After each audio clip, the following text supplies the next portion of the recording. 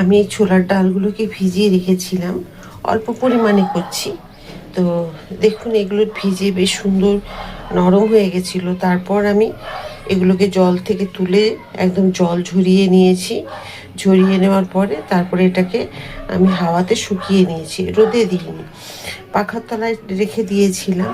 আমি এরকমভাবে জল চেপেও নিইনি, কিছুই করিনি, শুধু ঝুড়িতে রেখে দিয়েছিলাম, সেইগুলো আপনাদের দেখাইনি। তো একদিন দেখিয়ে দেবো না হয়। তো সেটাকে রাখার পরে দেখুন এখন একদম জল নেই। দেখুন আমি এইভাবে করছি, তাতেও হাতে কিন্তু জল লাগছে না। তো কিন্তু খুব ভালোভাবে এটা ভিজেছে। আবার দেখিয়ে দিচ্ছি আপনাদের, দেখুন একদম নখ দিয়ে ভাঙলে ভেঙে যাচ্ছে। তো এইভাবেই করে নিয়েছি আমি। তো শুকিয়ে গেছে পাখার তলায় রাখার জন্য। দেখুন তেল গরম হয়ে গেছে, আমি এখন আঁচটাকে একটু কমিয়ে দেব আর দিয়ে দিলাম।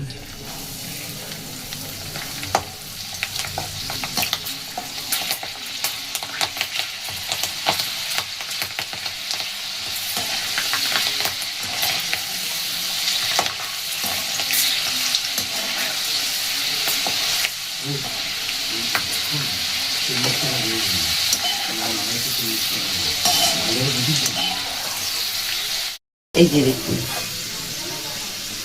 এটা আঁচ বাড়িয়ে ভাজা যাবে না, আঁচ বাড়িয়ে ভেজে নিলে কিন্তু পুড়ে যাবে।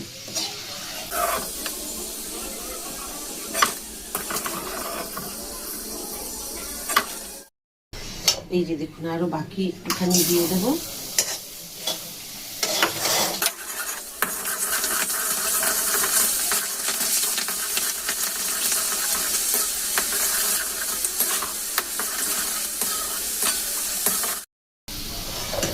এই যে দেখুন তুলে নিচ্ছি, একটু তেলটা ঝরিয়ে নিতে হবে।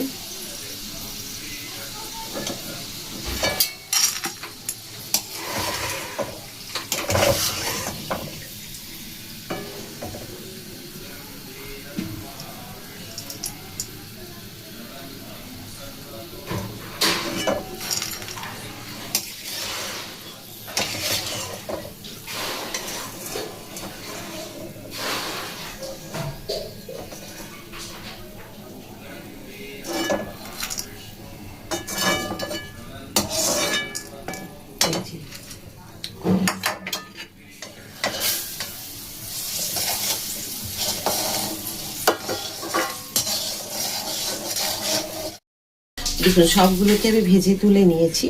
এখন এবার আমি একটুখানি এর সাথে বাদাম দেবো। এই যে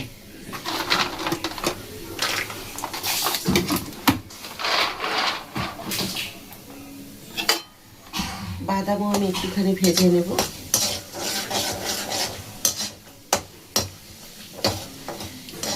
এটাও লো ফ্লেমে ভাজতে হবে একটু সময় দিয়ে।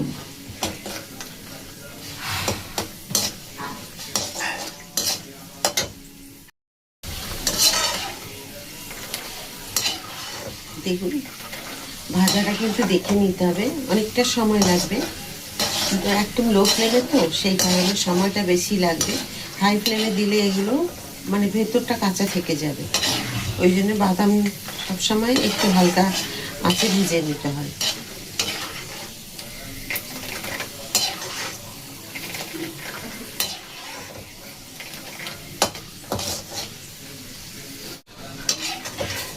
এই যে ভাজা হয়ে গেছে, এগুলোকে আমি তেল ঝরিয়ে তুলে দেব।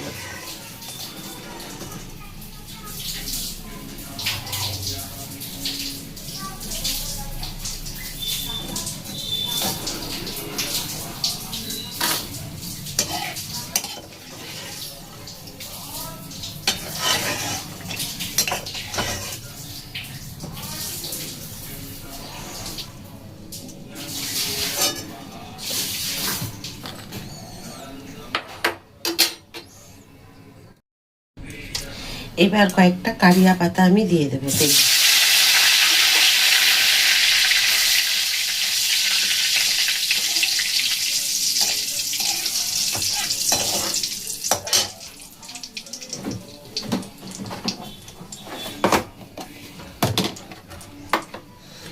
শুকনো লঙ্কা একটা দেবো মাঝখান দিয়ে এভাবে ফাটিয়ে।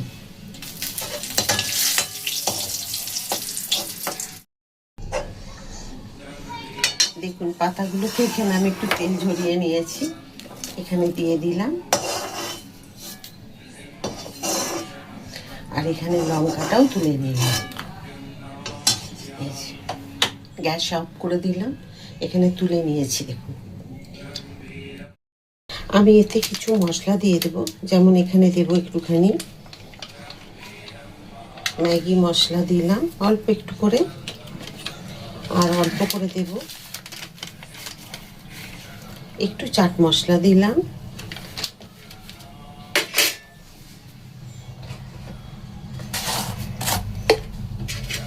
অল্প দেব বিট নুন। ব্যাস এটাকে মেখে নেব।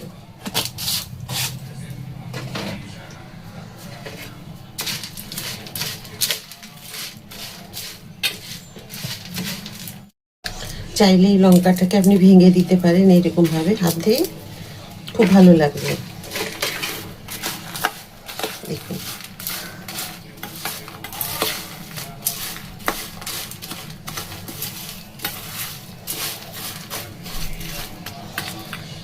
ইচ্ছে হলে এইভাবে তৈরি করে বিকেল বেলায় খান, বেশ সুন্দর লাগবে খেতে।